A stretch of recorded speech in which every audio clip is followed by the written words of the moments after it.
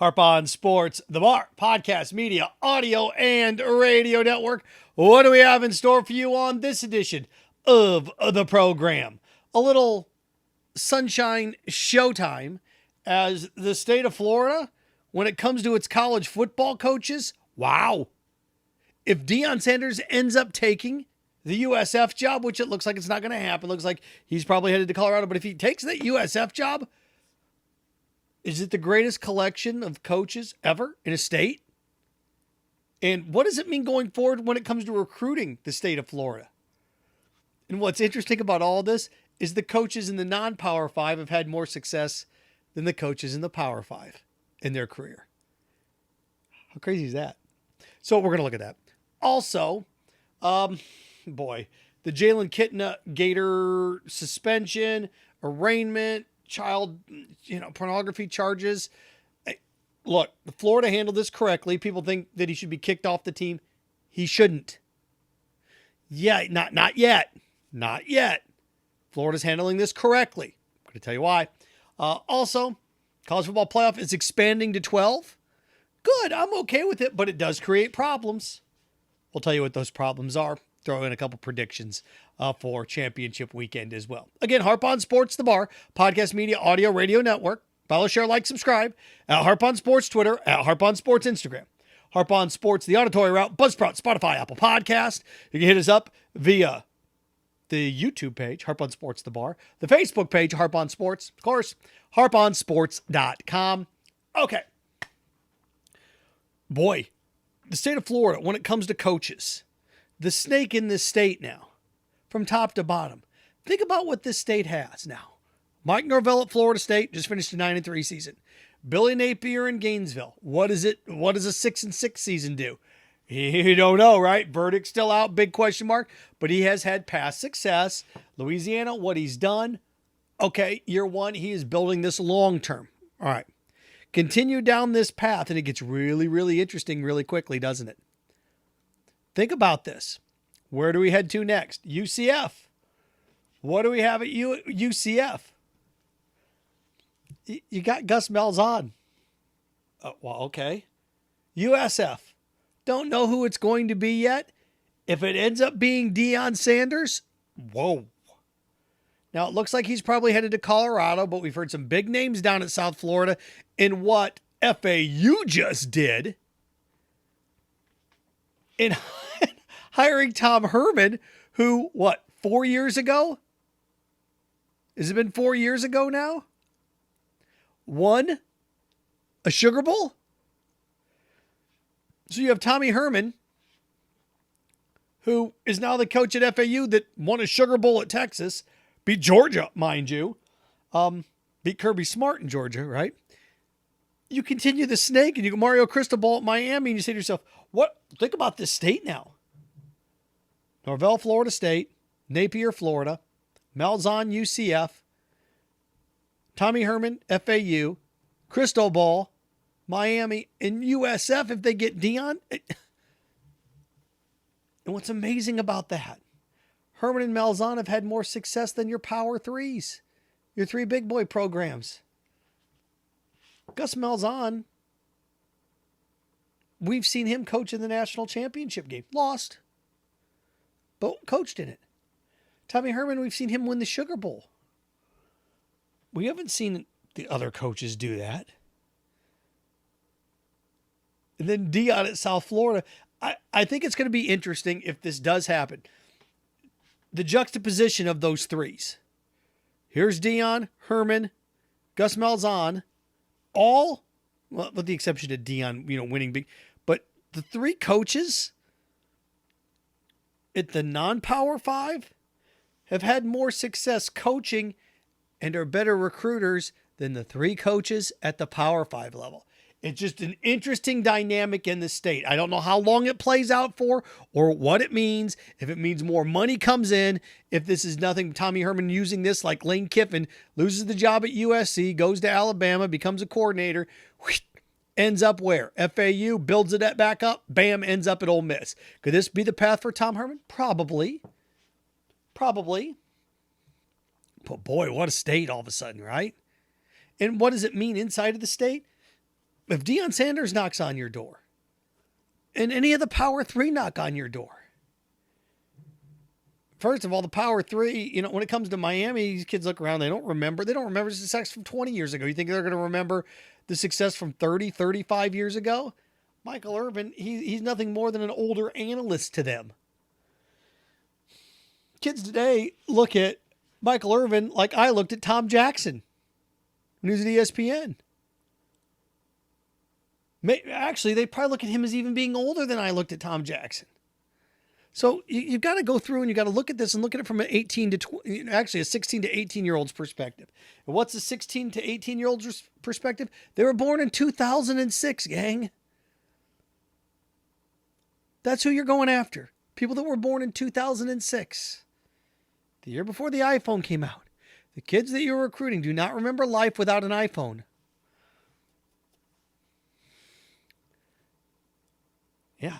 You can say, well, it's Seth Prime. Yeah, I know he's a little bit old for them too. I know. But I'm just interested to see how this plays out. But Sunshine, Showtime, there's no state that's even close. Even out in California, I like what San Diego State's doing, but yeah, Lincoln Riley and Chip Kelly in LA, great. But other than that, what? Cal, Stanford, and there's more big programs. Those are 4 big ones, right? Cal, Stanford, UCLA, USC. There's a propensity, and San Diego State joins the Pac-12. There's a propensity. Fresno State. There's an idea that, okay, we got some more big schools here, but the state of Florida is the best coaches in the country. And the more interesting coaches, not in the Power 5 side of things. So interesting thoughts on that. Speaking of interesting thoughts, Jalen Kitna.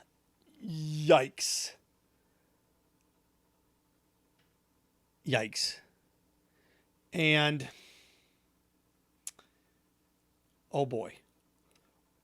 Florida handled this right. Check something on my phone real quick.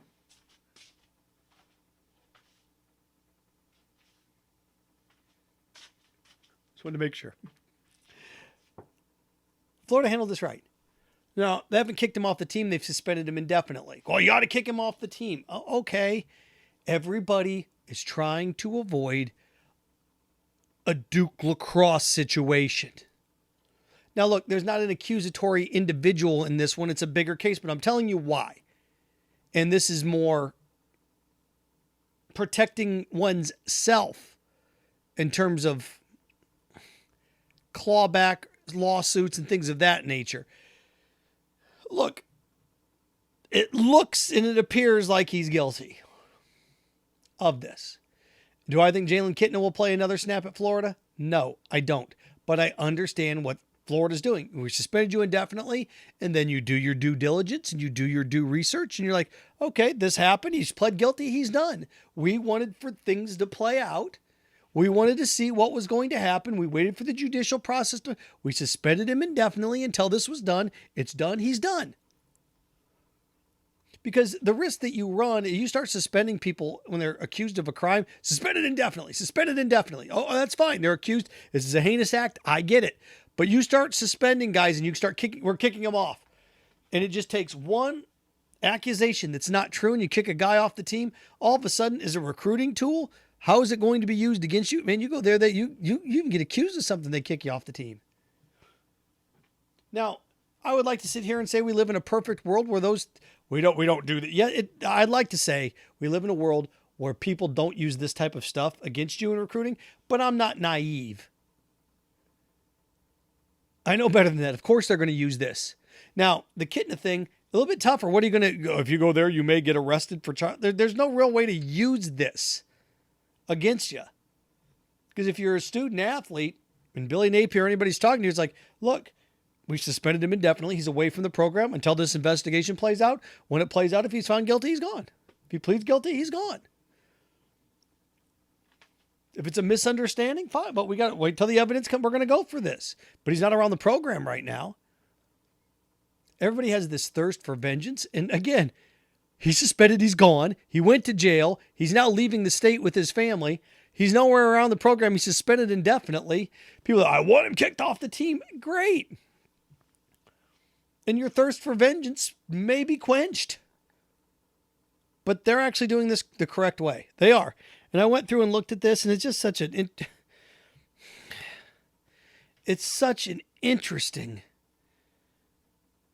discussion to have with young people that crime on the internet isn't anonymous. People think that you can go on Twitter and lob verbal grenades from the upper deck, which means you can just do whatever you want on the internet and hide behind a cloak of anonymity. You can, as long as you're not committing a federal crime or a felony. You're committing felonies on the internet. They are going to monitor those areas that you're committing those. I don't know why people think the internet, like, I can hide in here and nobody knows who I am. They've got your IP address. And most people that are committing these crimes, some people, espionage and, Russian hackers. Think about Russian hackers. Well, they're in a different country.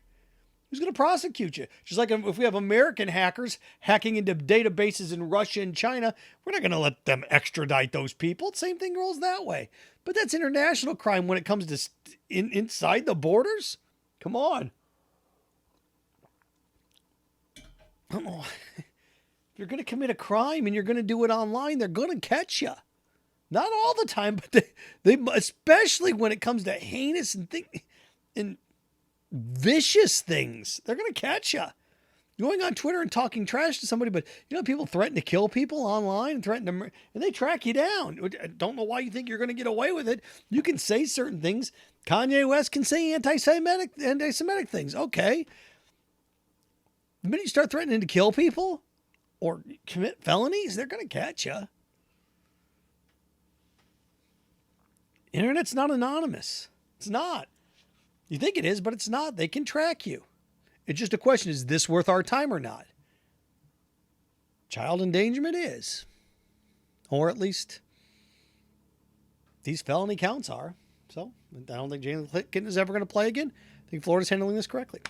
Couple other things.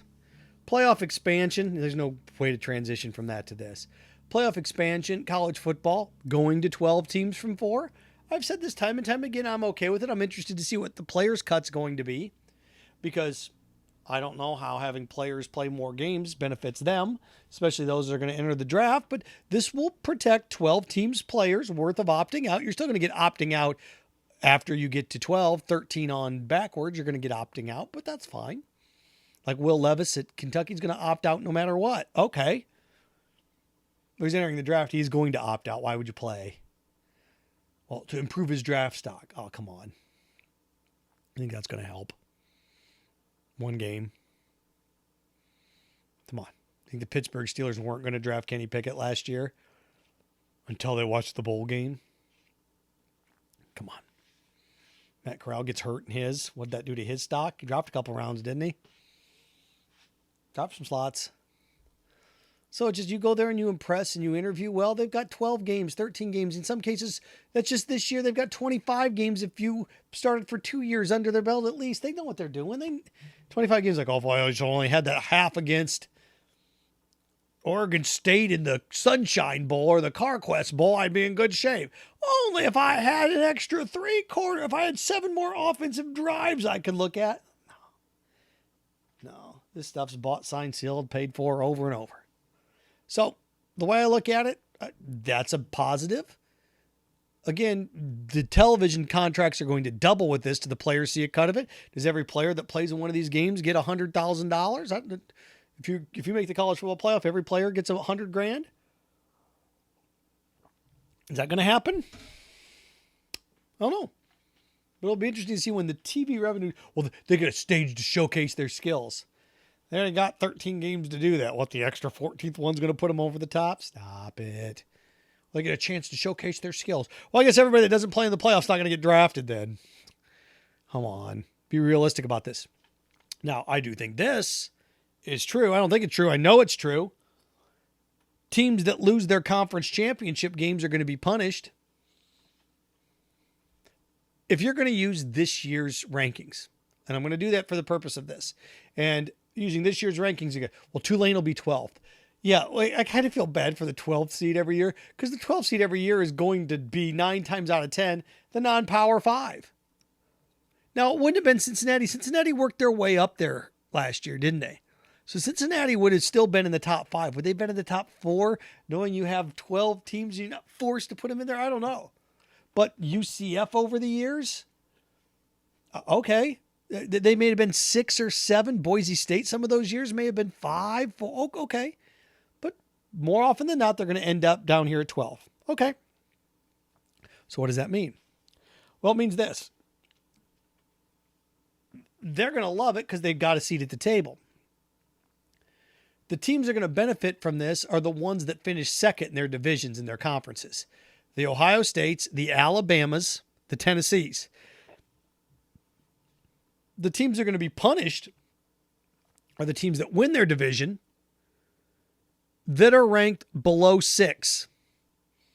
Those are the teams that are going to be punished. Teams that win their division that are ranked below 6. Teams that are ranked above 6, they could lose and still make it. But I'll give you 3 teams that under this playoff format, the 12-team playoff, are going to be punished. Those are going to be Clemson, Kansas State, and Utah. Because Clemson, Kansas State, and Utah, with a loss, are going to be out. If North Carolina beats Clemson, they're going to be out. Kansas State loses to TCU, they're going to be out. Utah gets beat by USC, they're going to be out. So teams that win their division and lose their conference championship game are going to be punished. And you may sit there and say, well, win. Just win and then you can prove it. Or I could be Alabama and I could be Tennessee and I could be Ohio State and not even win my division and be rewarded. Certain division winners that lose their conference championship game, punished. Teams that don't even win their division, rewarded. Washington, rewarded. So here's the schools that, under that system, the 12-team playoff. Schools that have the possibility of being punished. Clemson, Kansas State, Utah by losing. Teams that don't even play are going to be rewarded like Washington, Tennessee, and Alabama. So the best thing to do every year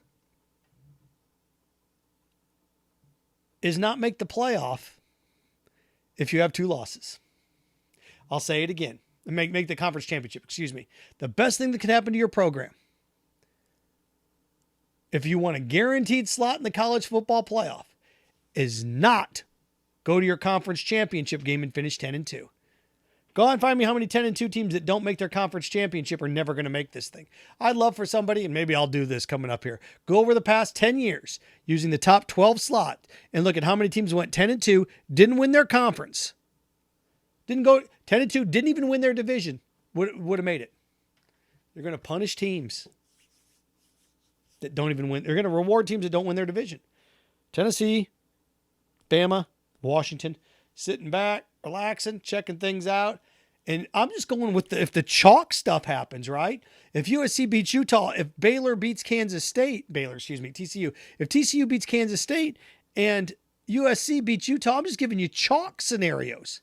I did give you a kind of a curveball with Clemson and North Carolina. Okay, then we'll give you one upset. North Carolina beats Clemson. All of a sudden, I'm in the conference championship game. I win my division. I get beat. Here's another team that didn't even win their division, and they're going to get rewarded. That's the inherent flaw. There's inherent flaws in everything. The winner of the NFC South this year may be the Bucs at 8-9. There'll be some team in the AFC that goes 10-7 that doesn't make the playoffs. In baseball, we see it. Certain teams win their division with a worse record than the wild card team. It happens.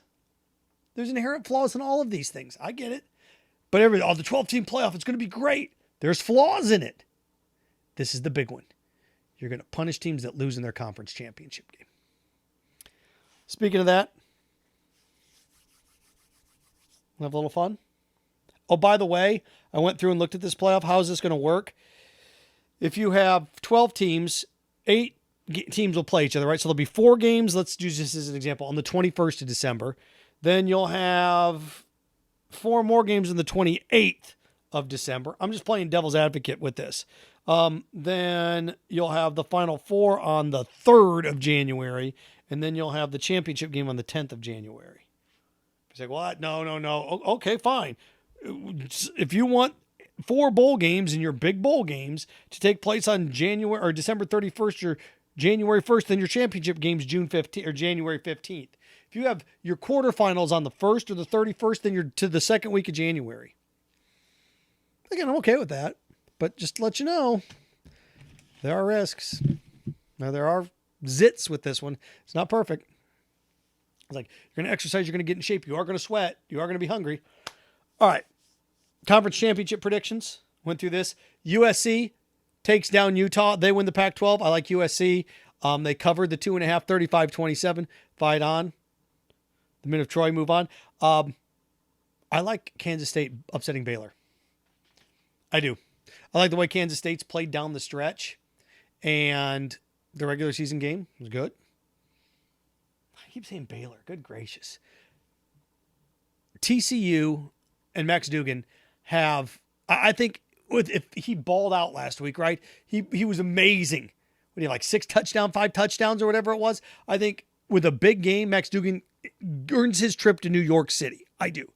But I just think when it's all said and done, I like Kansas State's ability to score and play defense.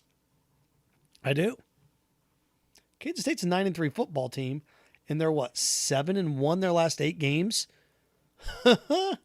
Wildcats 28-24. I take the Cats and the points, but I don't think I'm going to need them. Kansas State wins the Big 12. Big 10, Michigan's going to beat Purdue, but I don't think this is going to be one where they throttle them. Blake Corum's out. All the energy that went into the Ohio State game, now they got to get up again. And I like Braum as a coach to throw a couple wrinkles and to score some points. Michigan, it's not going to be one of these games. It's going to, oh my gosh, what? Michigan's going to win. I say Michigan 35, Purdue 21. I take Purdue in the 16.5. LSU and Georgia. Look, this is another one of those situations where I think LSU is going to be competitive, but Georgia fell asleep at the wheel in the first quarter against Georgia Tech. I don't think they'd fall asleep at the wheel at this one. I think it is somewhat competitive, but it's one of those games where it's like 21-7, 28-10, 28-13, 30. That's what type of game it's going to be. I like Georgia to win 34-24. I would take LSU in the 17.5. And then the ACC championship game, which we're going to kind of look around at each other and go, this exists. It's like, I guess. I'm going to take Clemson 27-17. I'll give North Carolina the 7.5. So Clemson covers. Take LSU, take Purdue in the points. Kansas State gets the points. They don't need them. They win outright 28-24. And USC beats Utah. So your college football playoff is what? College football playoff. Number 1, Georgia. Number 2, Michigan. Number 3, USC. Number 4, Ohio State. Ohio State plays Georgia, and Michigan plays USC. All right, there we go. Harp on Sports, the Bar, podcast, media, audio, radio network. Follow, share, like, subscribe at Harp on Sports, Twitter, at Harp on Sports, Instagram, Harp on Sports, Auditory Route, Buzzsprout, Spotify, Apple Podcast, Harp on Sports Facebook page, Harp on Sports, the YouTube channel under the bar, and of course, harponsports.com. Remember, stay clean, stay focused, stay strong. Team USA. Frankenstein. Have fun with your friends.